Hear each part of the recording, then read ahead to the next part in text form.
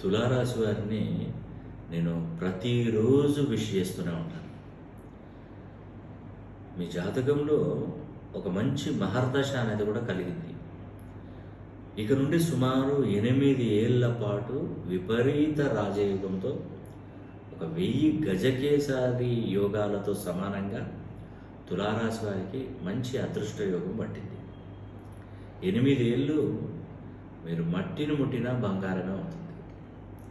అంటే మనం ఇన్ని రోజులు కష్టపడ్డాము, ఇన్ని రోజులు అభివృద్ధి లేదు, ఇన్ని రోజులు ఇబ్బందులతో ఎదుర్కొంటున్నాం అన్నటువంటి వారికి, తులారాశి వారికి ఒక మంచి అవకాశం ఆ భగవంతుడు మీకు కల్పించాడు.